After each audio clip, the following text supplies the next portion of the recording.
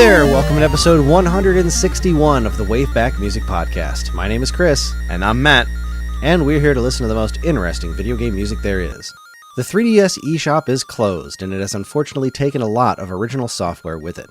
Several of those now lost games are part of a series of experimental titles called Art Style.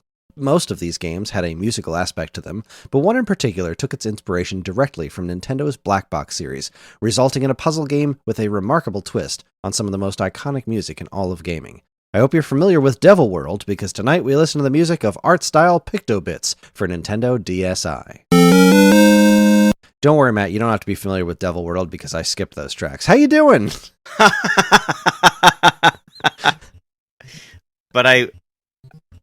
But it's Devil World. I feel like I should be familiar with it.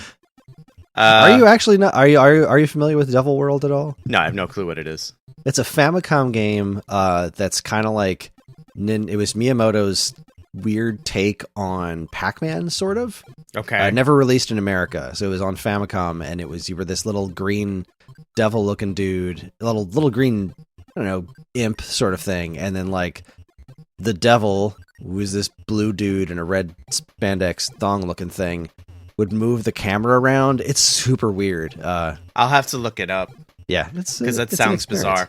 Yeah, it is bizarre, and there's 2 levels in this game based on Devil World, which neither of those tracks I picked because I don't have that much of a connection to them. But anyway, how you doing? What's new and exciting?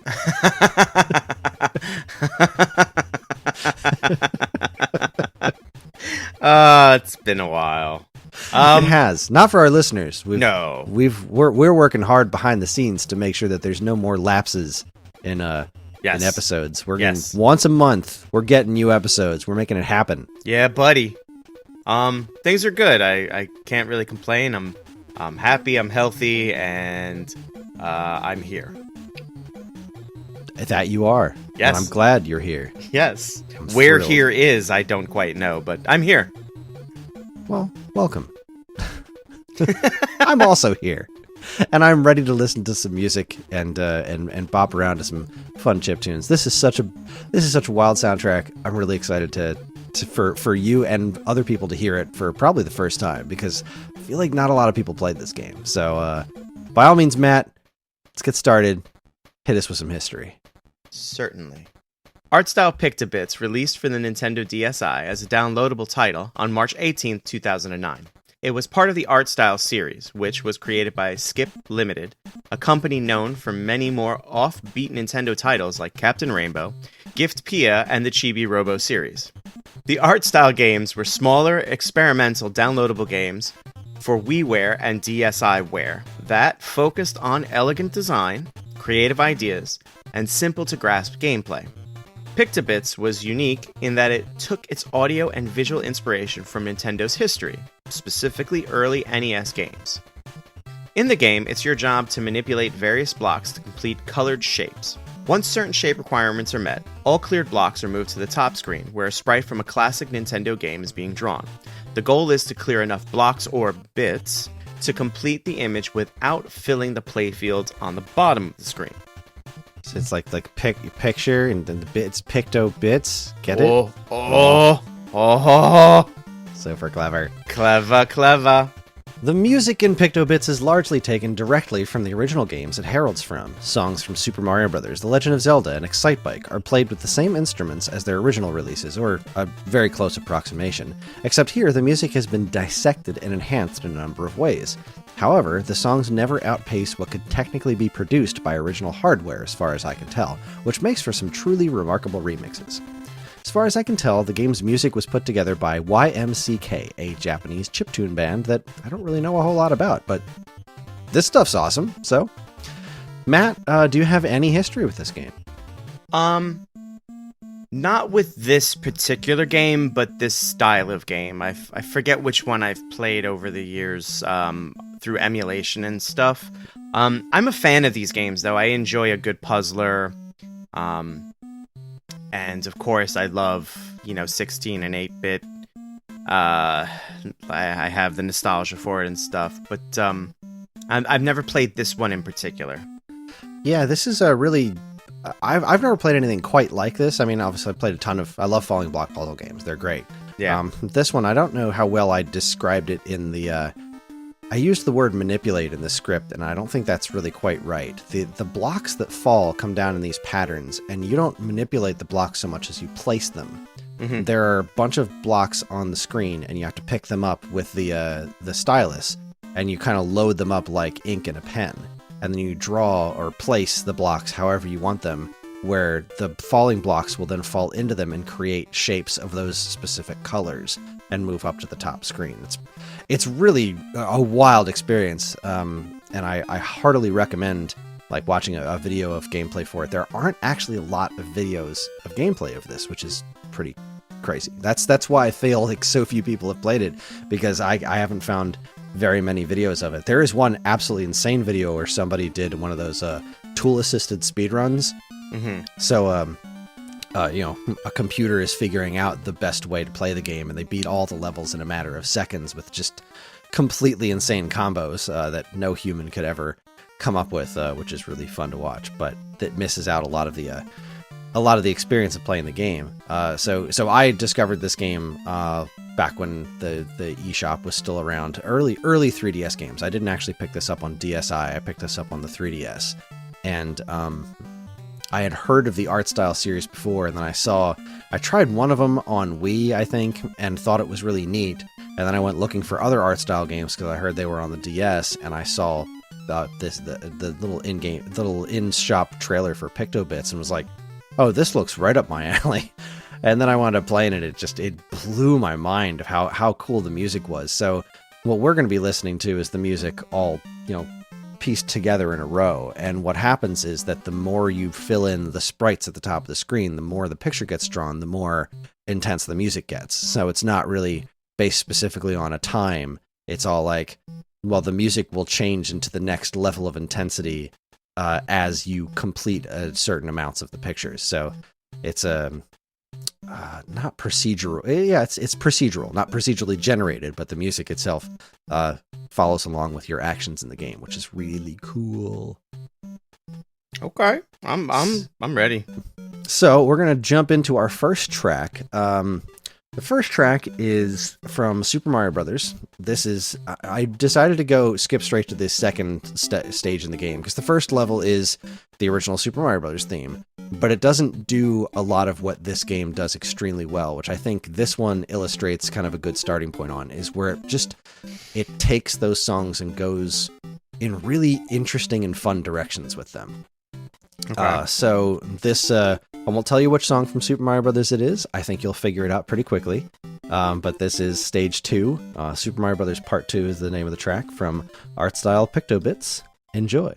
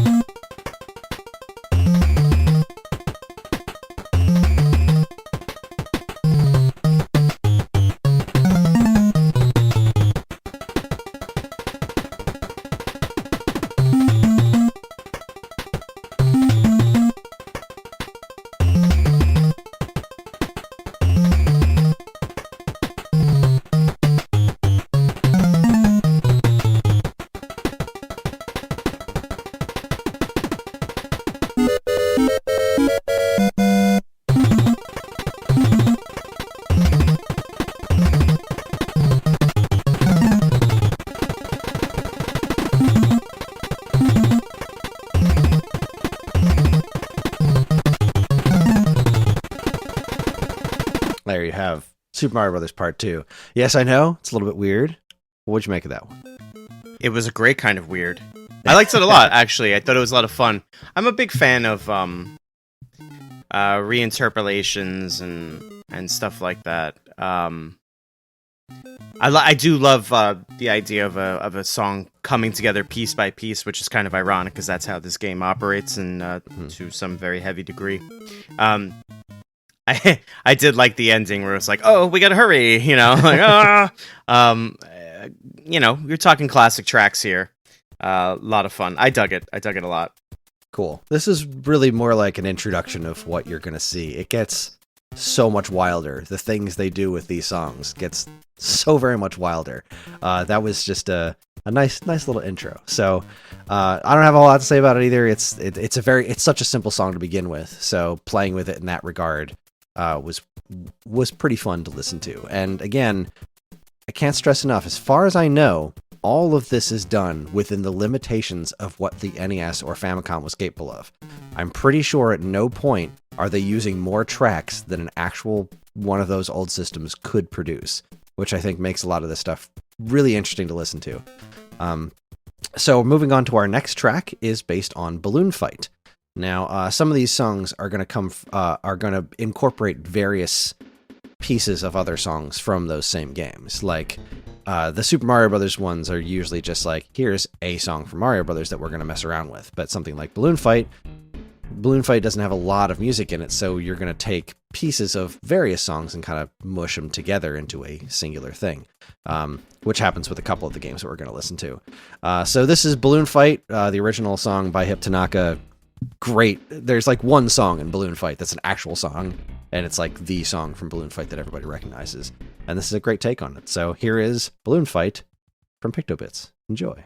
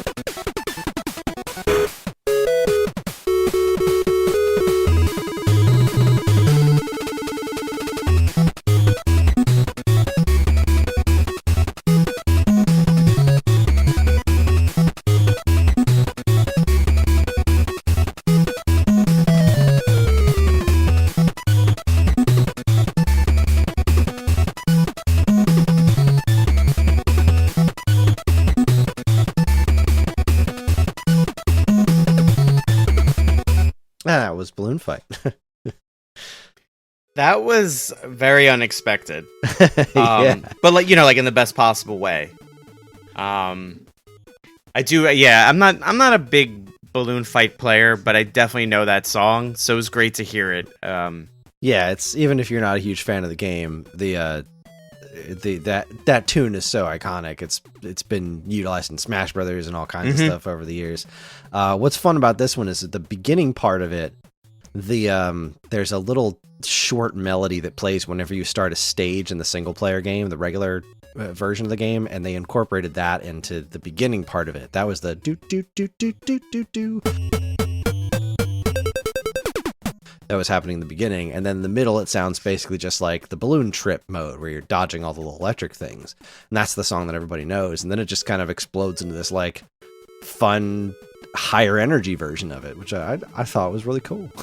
Yeah, I definitely like that ending was great. It like picks up and it gets going, and yeah, it's a lot of fun. That's a really fun soundtrack.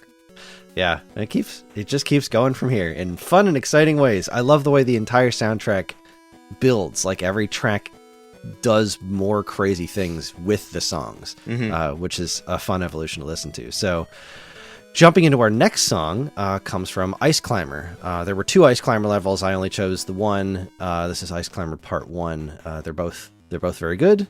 Ice Climber is a game that I do not like.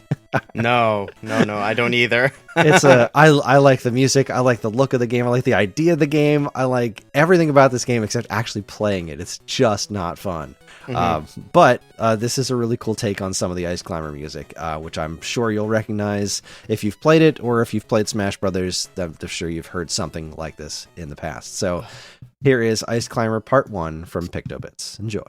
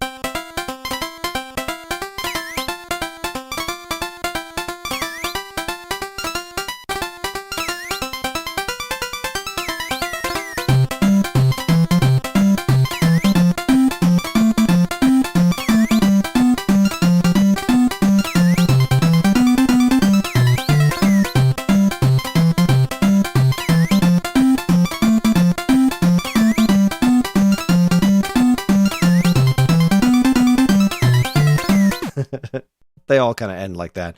That was Ice Climber Part 1. And if you've never played the original Ice Climber, the entirety of the song that they built on was just the bass line. When you play the game, the bass line going do do do do do do do do, that's the whole song. Mm.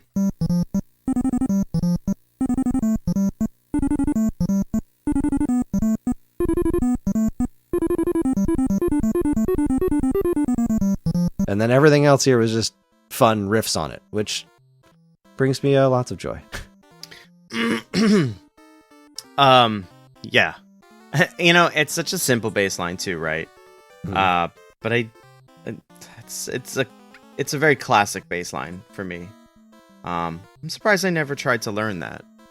There's so many great things that I always hear about later, and I'm like, why did I never think to look into that? I don't know. Because it's attached to Ice Climber, and Don't hold back now. Whenever I hear that bass line, it just makes me think of trying to jump onto the next level and falling through the corner of the block, being like, come on, this is a game about jumping where you can't jump. What's wrong with you? But that music brings me lots of joy. Speaking of bringing lots of joy, next track comes from Wrecking Crew. I love Wrecking Crew. Huge fan of this game on NES. If you've never played it before, it's, I love Wrecking Crew. Yeah, Wrecking Crew is great. This runs through all the music in Wrecking Crew in really fun and exciting ways.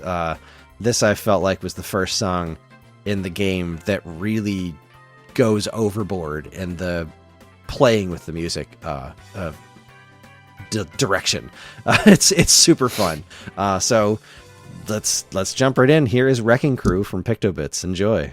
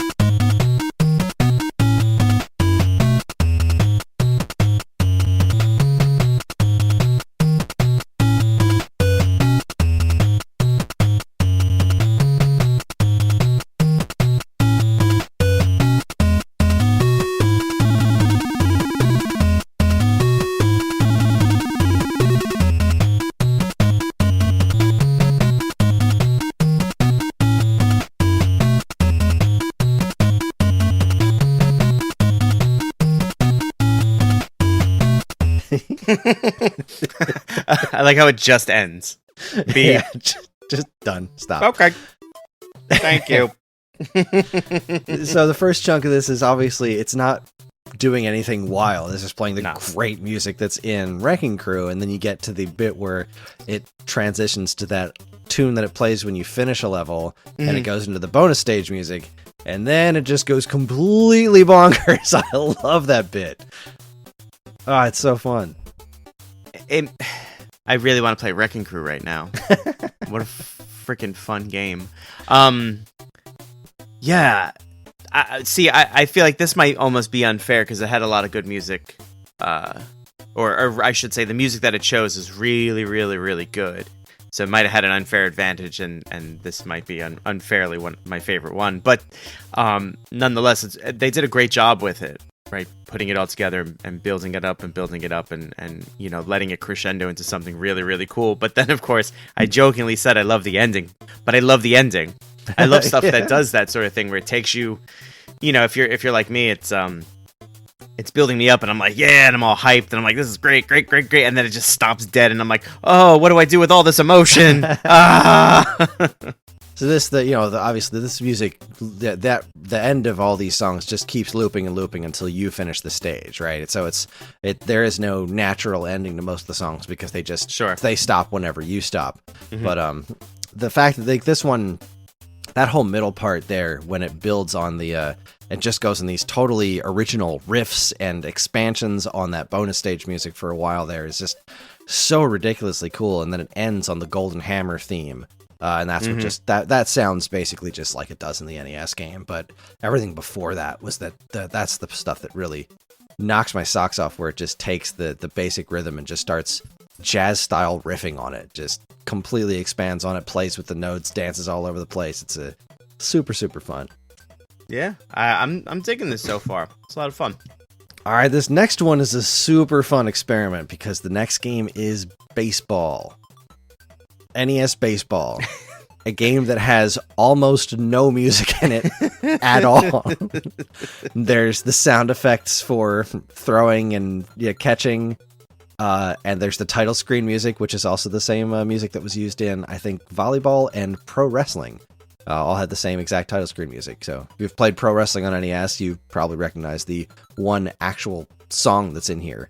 But the rest of it is, well, it's a really interesting experience. So here is Baseball from PiCTOBiTS.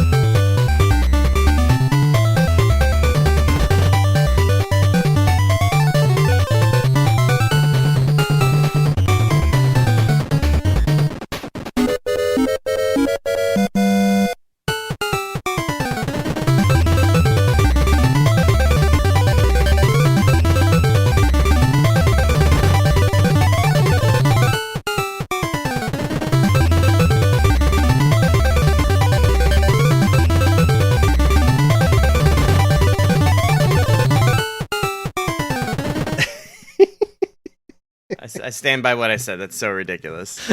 Now imagine trying to concentrate on an extremely difficult puzzle while that's happening. I freaking love that. I love it so much. That title screen music is, I mean, I played so much pro wrestling. I did play a little bit of baseball, but pro wrestling, I played tons when I was a kid.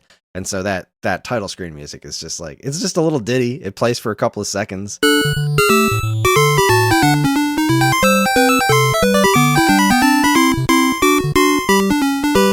And then that's it. But them turning it into that wild rhythm thing and then just making a whole song out of the sound effects, that was just really cool. Oh, it's so brilliant. I had such a like a smile on my face because I appreciate that sort of stuff, right? Like to be able to kind of hear music where there is none, and then that's so good. They did such a great job with that one.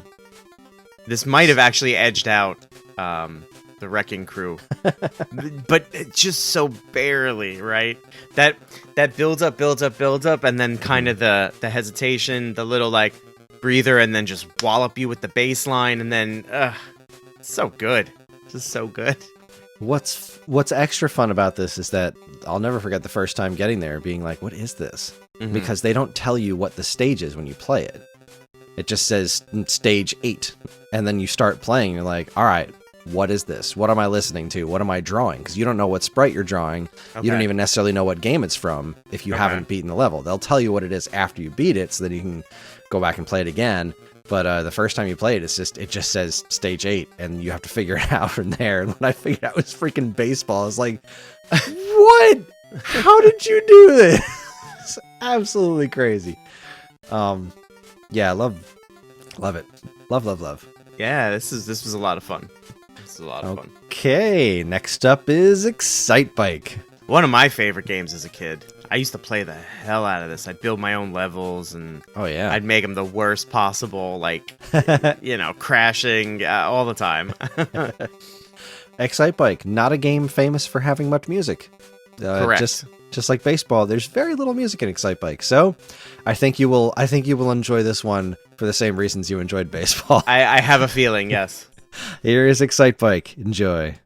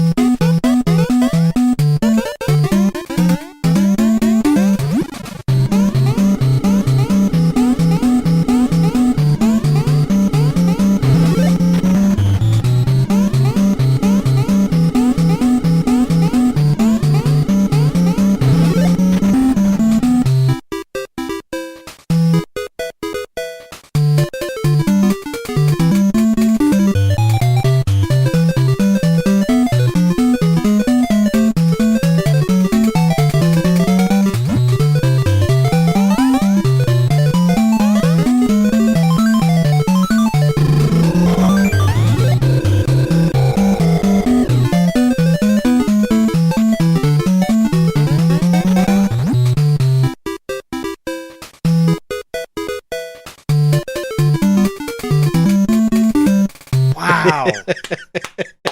That was so good. Right? Oh my. Oh. That first part. All right, I'm just going to talk. That first part, before it goes into like the main, Excite Bike music there, it reminded me so much of this like industrial aggro band I love called Terrafact. And they make a lot of their music, with like very heavily distorted keyboards and distorted drums and stuff like that. It's very aggressive. But they also use like grinding metal. Like they have like band saws that they grind against, pieces of steel and stuff to create the extra sounds. And live they do that and you get sparks everywhere. It's ridiculous. But that sounded like what an 8-bit version of a Terrafact track would sound like. And it was just bringing me so much joy. And then the countdown, into the piece is brilliant. I love when they strip away everything and they let the track do. Wow. This is officially my favorite track. Officially. I Hands told down. you it keeps getting crazier from here. I love it. Then the part at the end where they use the bike's sound as an instrument for a minute and get it all high pitched. Oh my god! Going off course. Oh yeah, That's so all good. the sounds, just taking every sound effect, the turbo. Mm-hmm. Love It's so cleverly put together. Yeah, just pure genius. Yeah. Okay, all right, we're getting into the home stretch here. Oh boy, okay. We've got 4 tracks left and 2 games. These next 2 are from The Legend of Zelda. Yes. So, we got the first one here, Legend of Zelda Part 1. And, enjoy.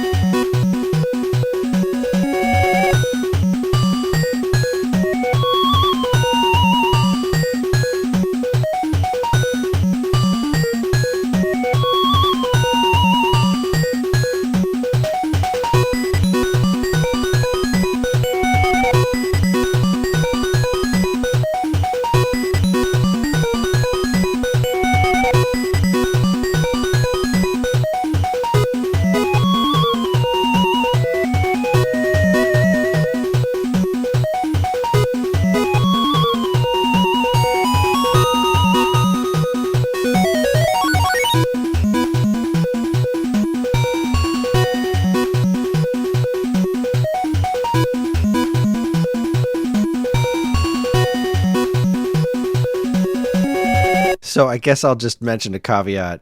That might have sounded a little weird at the end there if you've never played the original Disk System version, because this is lifting instruments off of the Disk System version. So that's the sound of the recorder on the Disk System version. Like, that's the exact instrument, and they're just playing it like a flute.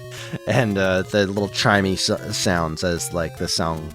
That's the sound that plays when you get the game over music or whatever.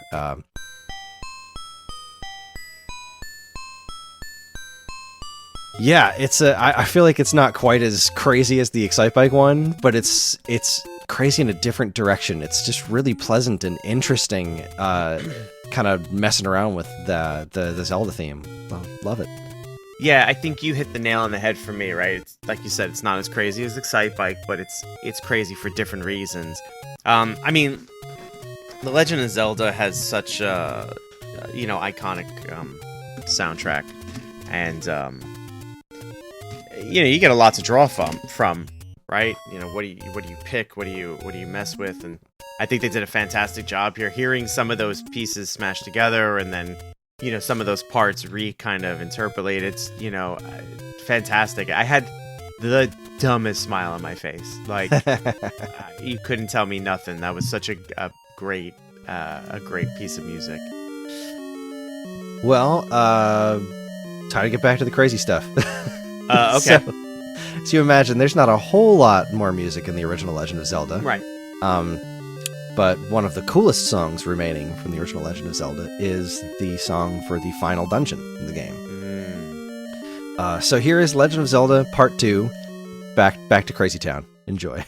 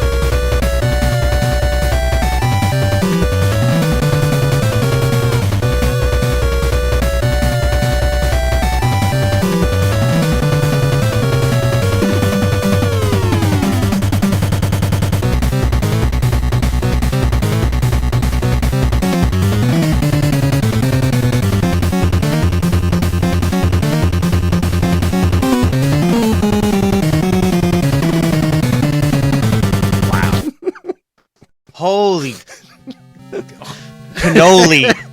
Did you expect this game to go this hard? Really? No! Why? I'm happy you did it, but why did you do it? You didn't need to rock us that hard. That was so good. That was so good. This might become like my favorite soundtrack of all time. I don't know. It's so killer. This is so good. Like, the game itself is phenomenal on its own, like, as a really great puzzle game. Sure. But, like, the music just elevates it to a whole other level. I've been trying to scream this game's praises for so long, because it's like, if you like classic NES music, you have got to give this game a go. It is so freaking crazy. Well, you've got a convert right here, so... Holy yeah, cow. that blew my mind playing that stage. It's super hard, too. It's a really hard stage, and the music just keeps getting more and more intense as you go, and it's just like, it's going so fast, I gotta stop it! It's nuts. But man, it's just, I don't even know what to say about it, you know? It just takes that basic, there's not much to the final dungeon theme. Yeah. There's just not, and they just take what's there and run with it and play with the tempo and just add all that crazy chaotic sound effects to it. It's just one of the most genius things. They basically made it like a thrash metal track almost. It's so absolutely like, I mean, it's absolutely fantastic. I absolutely love it. But without using more tracks than were available on the NES. Like, obviously this wouldn't work within the game because you couldn't do sound effects and everything on top of it because it's using the sound channels as well, the effect channels as well. But right, it's, again, this is just my guess. I don't really have any more information on this as for how much this could actually function out of a Famicom, but that's what it sounds like. It doesn't sound like it's going any further than the system was capable of if the system was only producing this music. It just makes it even all the more impressive. I don't have anything else to say. It'll just be the same thing I just said. Like, I'm absolutely listening to this again. When we're done, I'm gonna listen to a bunch of these songs again. Well then, with this song in mind, I present to you Super Mario Brothers Part 4. So the last two tracks are from Super Mario Brothers. Yeah. And, well, I think if you liked that Zelda track, I think you're going to really like this one too. Here is Super Mario Brothers Part 4. Turn up the volume and enjoy.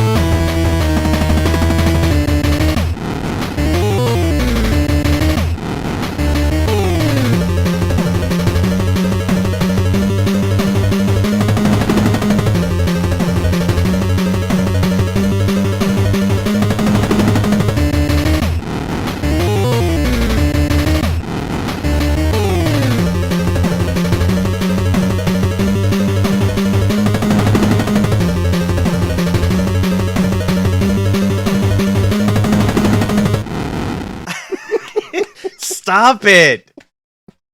I can't keep saying this is my new favorite track every single track. I need a minute. Jeez. Like that final dungeon one from Zelda goes crazy. Yeah. This one doesn't go as far. It just goes so much harder. It really does. Like, what is... This incorporating is also... the fire sound effect. Yeah. The Bowser yeah. fire. There's chef kiss. These last like 2 or 3 really remind me a lot of like kind of my, you know, musical leanings. It's really hitting me like right where it needs. Wow. I know, you know, we're chit chatting between, you know, while we're listening to the music, we can hear each other talking and stuff. So Kris hears all my responses and stuff. And, you know, I was going to say it before, but I'll say it on air. And I think I've said it before. One of my favorite things about this show is to watch. I play it so I can watch the waveforms. I can see the waveforms in front of me. And I'm like, oh, here it comes, right? So I got a little level. There's a little level of expectation, anticipation, but not for the worse. It's totally for the better because I know something's coming. It's going to be great. It's so good. That's such a good track. That noise, that sound that they use is so imposing. Yeah. It is just, at this stage, is so freaking difficult. And, like, the music just adds so much to that. Because, like, man, when you're in the groove and you're just trying to figure out what your next move is, and that part comes in where it's like, boom! It just hits you like a truck, and you're like, yeah! And then the part at the end where the bass line starts climbing. Yep. They just start scaling up the bass line. It's like, it's freaking terrifying in the best way. Oh God, I love this song. I love it to death. Yeah, man. It's magnificent. There's actually a couple other Super Mario Brothers songs. One of my few gripes with this game is that it didn't go far enough. Like, I wish there were more games. There's another Ice Climber song. There's 2 songs from Devil World, which are great. I just, again, I don't have much of a connection to them. And then there's a couple other Super Mario songs, too, that are also good. But, like, man, during the credits sequence to this game, they show screenshots from Super Mario Bros. 2, and I was like, oh my God, that would be great, but it doesn't exist. There's no Mario 2, but can you imagine if this covered even more games, if we got Mario 2 or Zelda 2, Metroid, Mike Tyson's Punch-Out, like, yeah, it kills me to think that there must have been a plan to do another one of these at some point, and they just never got to, because clearly this game did not catch on, and it's infuriating because it should have. Like, this music is so good, the game is so fun. I think just the fact that it was a DSiWare only experimental little thing just flew under too many people's radars. And here we have some of the best remixes of some of the most iconic video game music ever, hidden in a game that so few people have ever played. Yeah, that's a shame, but I can't thank you enough for putting this in front of me, and of course listeners who know nothing of this game. I think we should all band together and storm the castle that is Nintendo and fight or something and tell them to keep making these, or at the very least let these guys just remix the hell out of its old tracks and put out a record or something. Seriously, just say go nuts, do more of this, because the thing with this game is it's very uniquely DS. It needs a touchscreen to function. As much as I think about this game, I wish they could port it to a screen, but you would have to intrinsically change the speed of it. You'd have to change it significantly to make it work with a standard controller, because this is all about you have to be able to control things on the entire screen at all times to make it function. Like, this is a touchscreen game. So I don't know what you do. I don't know what you do with something like that. I mean, they have released a couple of touchscreen only games for the Switch where you can only play it in handheld mode, but that's not something that too many people are interested in doing, and I sincerely doubt Nintendo would be willing to do. I think it would be a little harder, right? Because you need both screens, or is the secondary screen necessary? The secondary screen is not... That's the thing. It's only necessary to show you how far into the level you are and what you need left to do. Because, like, you'll get to the point where the blocks are falling, and it's like, okay, well, this is red, and this is orange, and this is blue, but I need more white. So, looking at the picture above, you can say, all right, well, this this is supposed to be white, so I need to focus my attention on getting more white puzzle pieces figured out so that they'll shoot to the top. So it's necessary, but it doesn't need to be an entire screen. It can be smaller, it can be segmented. I don't really know how you translate it. It's such a DS game, and it's marvelous. I'm so glad it exists. I'm so glad this music exists. But we only have one more. We have one left. Before it's time for us to take a break. And do another episode after this. But so this last one's it's not going to go as hard as the other ones. This is the last stage in the game, which is the music is very celebratory. This is your reward for surviving this experience, but especially the second time through, because there's a dark mode. You beat the whole game, and then there's a whole hard mode for every single level. It's just even crazier hard. And this stage is infuriatingly difficult. This stage is just like, it pummels you, and all the blocks that fall are not just random shapes anymore. All the blocks are spelling out, "Thank you, Mario, but our princess is in another castle." So it's just letters falling down. It's like, these are not necessarily designed to be great to turn into the shapes you need to complete the puzzles.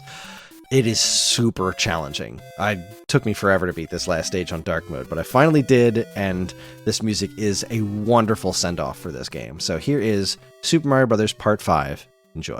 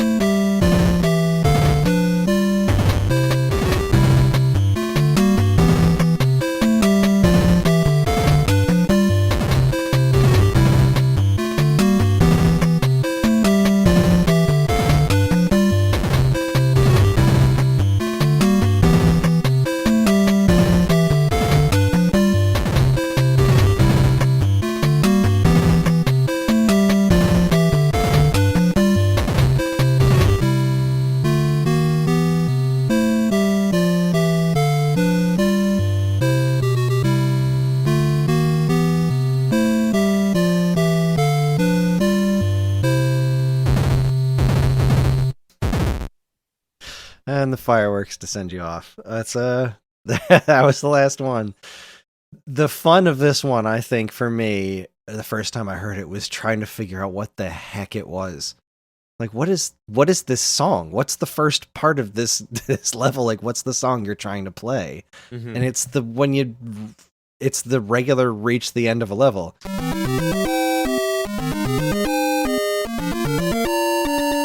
It's like, it's just that. It's like, oh, it didn't even occur to me until later in the song. It's like, oh, that's what they're trying to play. And then, of course, it switches over to the Rescue the Princess theme, and it's just like, it's just so pleasant. And finally, I did it. It's done. Game's over. And then you discover dark mode, and you're like, oh, no. Yeah. I hate when that happens. You're like, yeah. And then they're like, oh, you up for a challenge? And I'm like, oh, not again. I actually gave up on this game for the longest time. I played through a bunch of it, and I think I got to that Bowser stage, not realizing that there was one after it, and I just got stuck, and I didn't play it for years. And then I would occasionally pick it up and play like an earlier level once or twice, but I just gave up, being like, you know what? I think I've seen all there is to see in the game, and I'm good. This is too difficult for me. I will never be able to do this. Right. And then last year, I picked it up and I showed it to my daughter, and she just kept asking me to play it every night, like before bedtime, before story time. And so I started playing more and more of it, and I eventually got better at it. I kind of learned how to play it a little bit better, and I beat that Bowser stage, and there was a stage after. It's like, oh, there's more to this game. And then I, finally finished that, and then I left alone for a little bit and replayed stages until I realized that there was a dark mode for everything. And so I started that. I was like, I'll never be able to beat this. And then a couple days in, I was like, well, maybe I'll give it a try. And then I just kept getting better at it and learning more tricks on how to make bigger combos and stuff, and how to get further in the stages, and I eventually finished it, and it was very proud accomplishment for me, because holy crap, this game's hard. Right. But the music is what it's all about for me, and it was a wonderful little reward for a great game. And what did you make of that last one? Yeah, you said, oh, it's not going to go as hard, and I'm the aggressive guy or whatever, but that was such a great piece of music too, because you take all the celebratory stuff of Mario and you put it into this kind of soup amalgamation of celebratory music. And it just came out fantastic. It tastes great. You're right. I like to hear the fireworks. That was fun. Nice little treat there and stuff like that. They did a great. I mean, this goes for the whole soundtrack.